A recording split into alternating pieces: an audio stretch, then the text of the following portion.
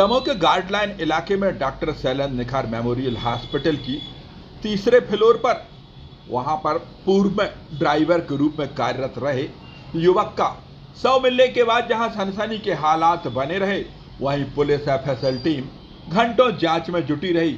इसके बावजूद किसी निष्कर्ष पर नहीं पहुंच पाई। इधर इस पूरे मामले को लेकर जब मृतक की पत्नी सामने आई तो उसके बाद में पूरा का पूरा मामला या यह कहें कि यह पति पत्नी और वो के एंगल पर टिकता हुआ नजर आ रहा है। दरअसल करीब 3 महीने से लापता राजेश अठिया नाम के शख्स का पता लगाने में पुलिस क्यों सफल नहीं हुई, परिजनों ने क्यों कोशिश नहीं की, अस्पताल प्रबंधन ने इस ओर क्यों ध्यान नहीं दिया, यह जहां अलग सवाल है। वहीं जो सबसे बड़ी बात सामने आ रही है वो इस प्रेम प्रसंग का तीसरे एंगल के रूप में जो एक सिस्टर नर्स का नाम सामने आ रहा है, उसका भी फिलहाल कोई अता पता सुराग नहीं है। ऐसे में अब पुलिस के सामने सबसे बड़ी चुनौती इस ट्रायंगल के उस नर्स का पता लगाना है जो कि अभी तक लापता है और पुलिस यह भी नहीं बता पा रही है कि उसकी गुमशुदगी की रिपोर्ट दर्ज की गई है अथवा नहीं।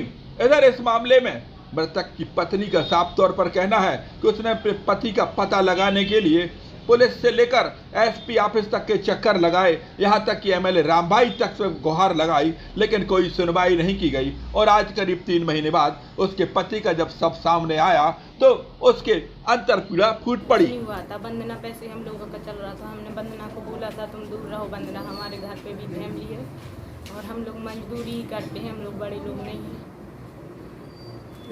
ये वंदना कौन है? यहीं की सिस्टर थी वंदना।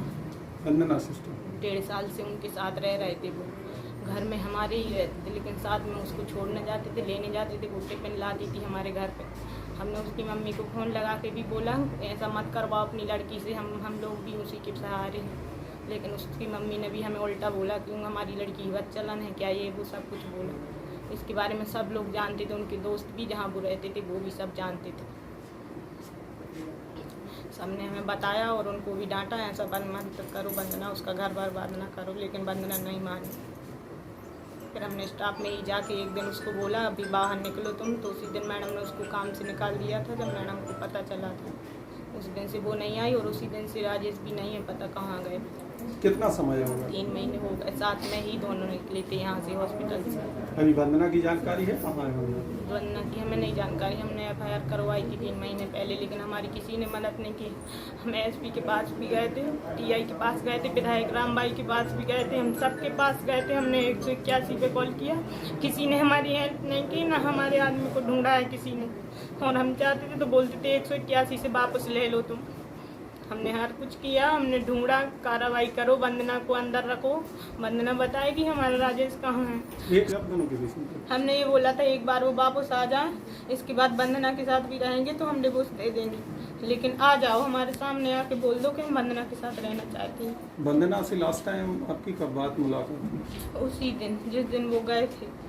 अभी दोनों में से किसी की जानकारी मिली उसके बाद में आपको? हाँ, उसको एक दिन हम पुलिस वालों से हमने बोला कि उनको पकड़ के लाओ वंदना को। उन्होंने बोला वंदना को कुछ पता नहीं है। तो हमने उनसे बोला आप उनके पेपर में क्यों बोल रहे हो, जब हम बोल रहे हैं वंदना को पता है तो क्यों नहीं जा रहे हो।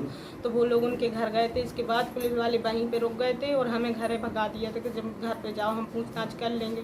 फिर हमने जिस प्रकार से बॉडी देखने में समझ में आ रही है, काफ़ी पुरानी बॉडी हो चुकी है और PM रिपोर्ट के लिए बॉडी अभी भेजी गई है। PM रिपोर्ट के पश्चात ही जो है इस पर कोई ओपिनियन दिया जा सकेगा और इस पर आगे की कार्रवाई की जाएगी। सर, पत्नी आरोप लगा रही है कि 3 महीने पहले गुमशुदगी दर्ज कराई गई थी, 181 पर शिकायत दर्ज कराई गई थी, जिसके लिए पुलिस प्रशासन उस पर दबाव बना रहा है क्योंकि 181 से जो शिकायत है वो वापस ली जाए।